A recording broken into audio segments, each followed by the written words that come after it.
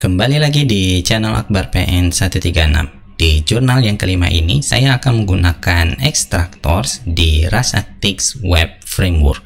Sebelum kita mulai, bagi teman-teman yang sudah subscribe di channel Akbar PN 136, saya mengucapkan terima kasih banyak karena telah mendukung channel ini. Sedangkan teman-teman yang belum, klik tombol subscribe dan aktifkan juga lonceng di sebelahnya untuk mendapatkan notifikasi video terbaru dari channel ini. Seperti biasa, jangan lupa berikan like dan share juga ke teman-teman. Untuk itu, langsung kita mulai.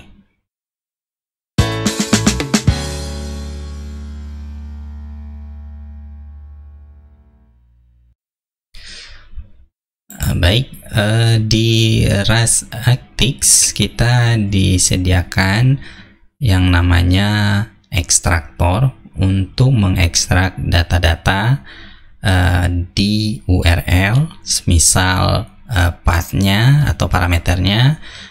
Begitu juga dengan query di URL. Di samping itu juga kita bisa mengekstrak data-data di body. Nanti kita bisa cek informasi tersebut di dokumentasi ActX di bagian documentation, kemudian extractors. Yang kita bisa gunakan yaitu salah satunya path. Ini bisa mengambil data atau mengekstrak data yang ada berupa contohnya ID. Misalkan kita bisa dapat data ID ataupun juga bisa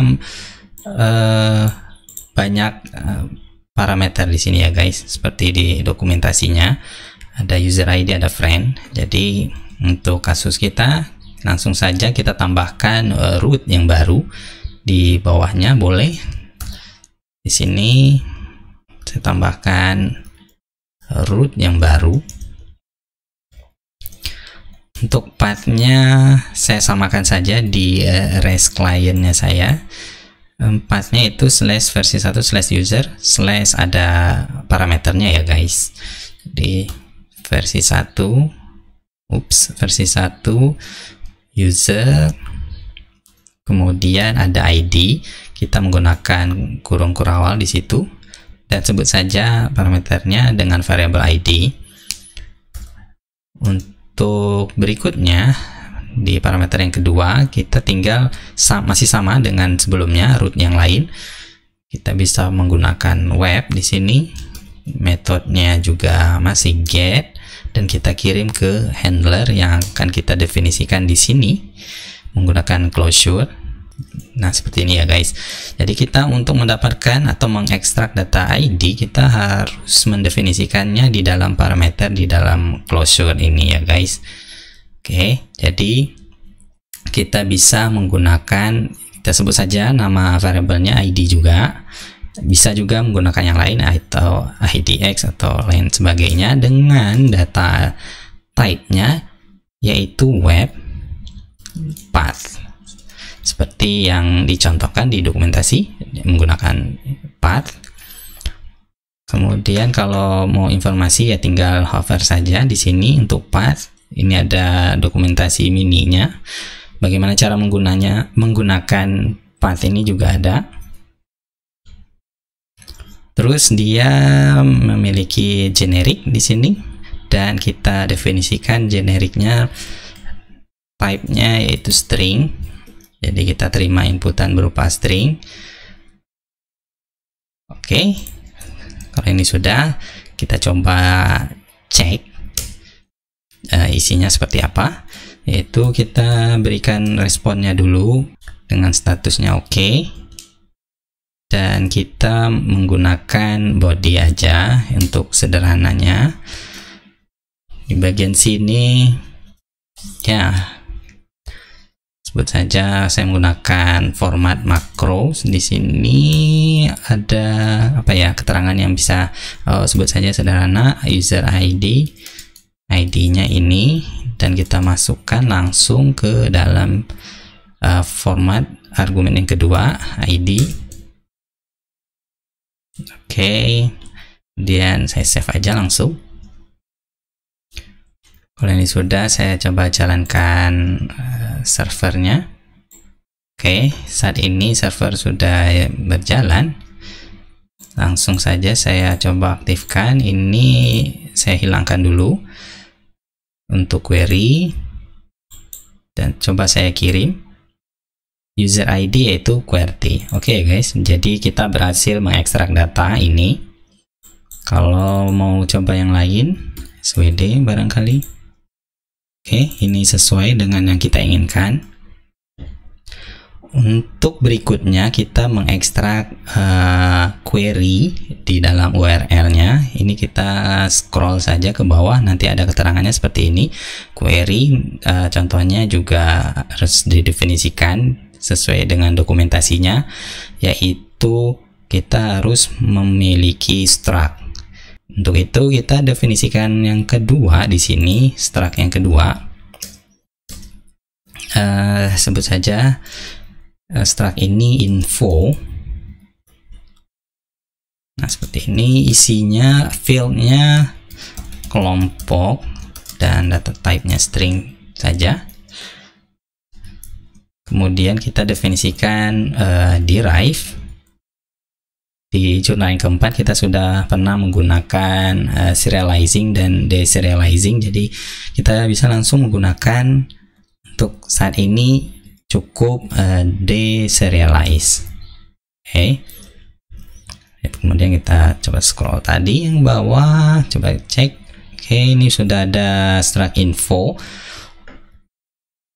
Jadi kita bisa langsung menambahkannya di sini ya guys. Untuk parameter yang kedua, sebut saja nama variabelnya informasi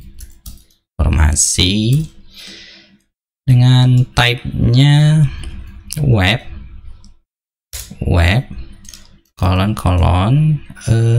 query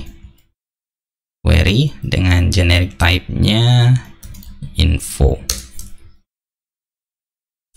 Sip, ini sudah kita tambahkan. Berikutnya kita mengekstrak user ID dengan kelompoknya apa, bisa kita tambahkan aja langsung di sini. Oke, informasi di sini dot, kita tambahkan saja kelompok di sini ya guys. Di sini ada kelompoknya, fieldnya, jadi kita bisa gunakan di situ. Kemudian saya save dan reload lagi secara manual server ini. Kalau ini sudah di compile, kita bisa kembali ke REST client-nya saya. Teman-teman bisa menggunakan Insomnia atau sejenisnya seperti Postman. Jadi langsung query, aktifkan juga ini kelompoknya, maka URL-nya otomatis menyesuaikan untuk query di URL. Kelompoknya sebut saja aero, seperti ini, sederhana. Kemudian coba kita kirimkan dengan ID masih ASWD. Coba ya guys. Oke. Keluar saat ini user ID ASWD dengan kelompok aero. Cukup sederhana menggunakan ekstraktor path sama ekstraktor query. Nah, di sini juga ada masalahnya apabila user itu, sebenarnya kan ini bisa opsional ya guys, untuk kelompok. Jadi kalau ini di disable dan coba saya kirim, maka query deserialize error, missing field kelompok. Oke, mungkin satu hal ini tidak mengapa, bagus, tapi dalam hal lain justru ini mengganggu. Jadi untuk mengatasi itu, informasi ini data type-nya kita bikin tidak hanya web, maksudnya query ini ya guys, tapi kita bikin ini sebagai opsional. Di Rust kita memiliki option dan kita paste lagi aja di sini. Nantinya informasi ini, nah seperti yang terlihat di sini ya guys, ada optionnya sebagai data type untuk informasi. Jadi kita bisa melakukan kondisional di sini apabila if informasi seperti ini, kemudian kita bisa mengakseskan is none. Jadi Jadi kalau informasinya tidak disediakan oleh user, maka kita cukup sebut saja di sini let body. Kita simpan variabelnya ke dalam variabel body. Jika informasinya tidak ada, maka nilai body itu berupa string. Kita menggunakan format macros di sini. Langsung saja seperti di awal, user ID. User ID-nya adalah ID. Udah seperti ini saja. Sedangkan kalau usernya menyediakan data di query URL, formatnya adalah user ID dengan kelompok seperti ini. ID, kemudian informasi, kemudian di unwrap, baru deh kita bisa mengakses kelompok. Oke guys, ini aja. Nah, terlihat di sini variable body data type-nya string karena kita menggunakan format makro, returnnya itu sendiri adalah string. Jadi untuk body di sini cukup body. Kembali lagi ke ini, DMSOM-nya sebagai REST client-nya kita. Saya send dengan query-nya saat ini kosong, tidak ada, dengan ID ASWD, maka dia akan memberikan respon berupa user ID ASWD saja. Tapi saat kita aktifkan ini query-nya berupa kelompok, responnya berbeda dari sebelumnya, yaitu dengan penambahan kelompoknya apa, misalkan aero di sini. Ya seperti itu ya guys, dalam menggunakan ekstraktor di URL. Baik, berikutnya kita akan mengekstrak body dengan menggunakan ekstraktor form. Teman-teman bisa menggunakan JSON sesuai di dokumentasinya, query JSON. Tapi kalau menggunakan JSON, maka kita di bagian body ini, nah kita harus input secara manual menggunakan formasi JSON seperti ini ya guys. Ngetik manual kadang ya males juga. Jadi kita bisa menggunakan form URL encoded seperti ini defaultnya. Jadi kalau kita scroll sekali lagi ke bawah, maka di sini ketemu form dan kita bisa menggunakan web form di sini. Oke, langsung kembali ke IDE. Kita tambahkan root baru seperti ini, pathnya versi 1, user garis miring apa ya, coba kita cek lagi versi 1 user, sip, gitu aja cukup sama, cuman bedanya ini get, maka berikutnya kita menggunakan metodenya post untuk membuat atau create. Ini masih ada closure seperti biasa. Oke, sebut saja variabelnya payload dengan data type-nya seperti di dokumentasi, yaitu form, dengan generic type-nya yang kita gunakan adalah bukan info saat ini ya guys, tapi untuk kasus sekarang kita menggunakan struct user. Kenapa kita menggunakan struct user? Karena nantinya di REST client kita akan menginput berupa sesuai dengan yang kita definisikan di struct ini, nama kemudian email. Oke. Nobody dulu. Ini langsung saya coba ini ya guys, duplicate versi 1 user. Oke, tetap sama dengan ini di atas, cuman bedanya ini bukan get tapi post. Oke.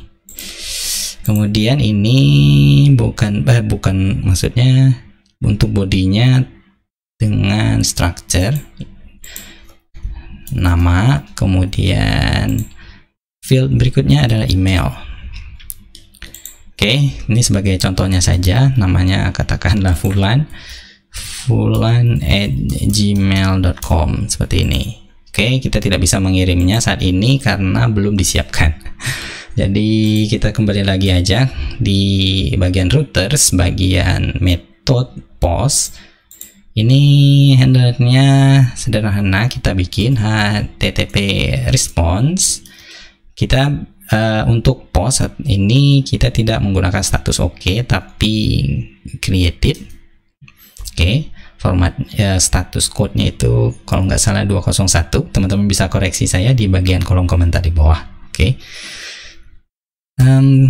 Body, jadi kita memberikan responnya itu ke nantinya di sini di Insomnia. Misalkan informasinya sederhana saja kita bikin, yaitu menggunakan format lagi macros.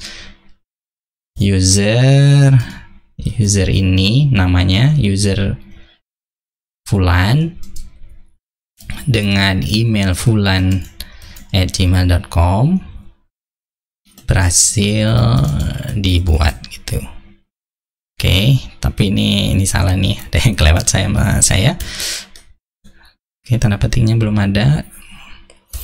Nah, nilainya untuk bagian pertama ini user tentu payload dot. Nah, kita bisa akses ini nama karena formnya kita tadi jeleknya user. Kemudian untuk email seperti ini cukup. Oke, kemudian kita recompile lagi, kemudian jalankan server lokal dan kembali ke Insomnia di sini. Oke, semuanya udah, saya rasa tidak ada yang error, dan kita coba send. Nobody return for response. Oke, mungkin ini perlu catatan juga. Jadi ini saya ada slashnya. Jadi teman-teman juga harus memasukkan slash di sini. Dan kemudian kita kirim send, maka dia keluar responnya berupa user fulan, nama fulan dengan email fulan@gmail.com berhasil dibuat. Baik, kalau mau menyeragamkan informasi sebelum-sebelumnya, maka bagian terakhir ini ada baiknya saya hilangkan dulu. Kemudian di sini saya samakan juga. Baru deh di sini coba kita recompile lagi. Oke. Coba saya kirim. Outputnya user fulan dengan email fulan@gmail.com berhasil dibuat. Saya rasa sih untuk saat ini cukup dalam menggunakan ekstraktor untuk mengekstrak data-data di URL maupun juga di body. Apabila teman-teman ada pertanyaan, silahkan berikan komentar di bawah ataupun masukan buat saya juga boleh di situ. Dan saya mengucapkan terima kasih banyak kepada seluruh subscriber yang sudah mendukung channel Akbar PN136.